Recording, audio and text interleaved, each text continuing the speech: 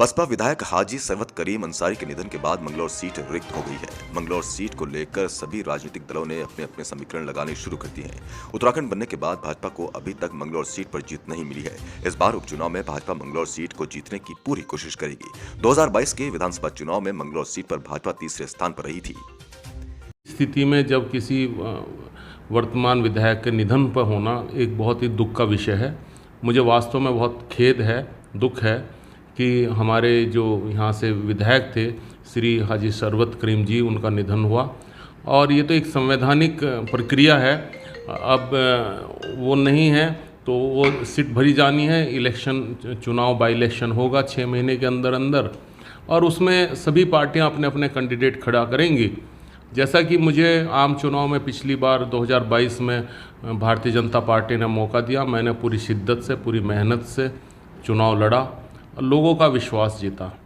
यदि पार्टी निर्णय लेगी, वो अपना पार्टी का काम है, संगठन का काम है, जैसा भी जिसको भी वो टिकट देना चाहेंगे, भारतीय जनता पार्टी का यहाँ से एक उम्मीदवार जरूर लड़ेगा।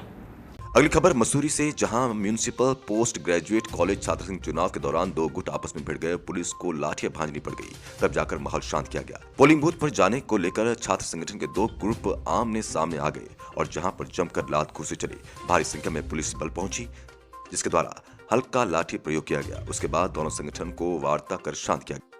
अगली खबर डोईवाला से, जहां एबीवीपी ने 14वीं बार अध्यक्ष पद के साथ उपाध्यक्ष, सचिव और यूआर पद पर विजय हासिल की, जबकि महासचिव पद पर आजाद ग्रुप से पायल विजय रही।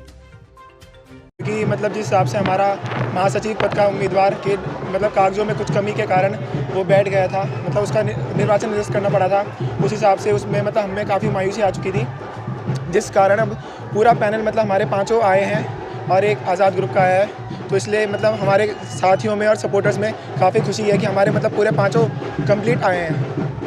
अगर हमें 14वीं बार जिताकर लाएँ तो उन्हें मतलब पिछले कार्यकाल में हमारे जो शासन पदाधिकारी रहे होंगे, उनके उसमें कुछ देखा होगा कि मतलब हमारे जो लीडर्स हैं वो काम अच्छा कर रहे हैं। हमारे मतलब कॉलेज महाविद्यालय के विकास के लिए, छात्र छात्राओं के हितों के लिए कुछ ना कुछ प्रयत्न तो अवश्य रूप से कर रहे होंगे, इसलिए वो हमें 14वीं बार जिताकर लाए हैं। और हमारा बिल्कुल ये प्रयास रहेगा कि हमारे पूरे पैनल का कि हम छात्र छात्राओं के हितों में और महाविद्यालय के विकास के लिए सदैव तत्पर रहें और पूरी निष्ठा से कार्य करें।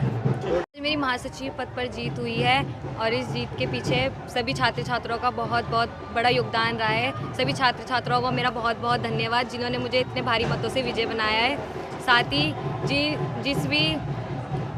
सभी छात्र छात्राओं ने जो भरोसा मुझ पर दिखाया है, मुझे इतने भारी मतों से जिताया है, मैं उनके हित में काम करूंगी। साथ ही जो भी समस्याएं होंगी उनका समाधान करने का पूरा प्रयास करूंगी। साथ ही जो हमारे कॉलेज में सबसे ज़्यादा गर्ल्स हैं, गर्ल्स की जितनी भी प्रॉब्लम्स है सबका समाधान करने का प्रयास करूंगी। साथ ही पढ़ाई वगैरह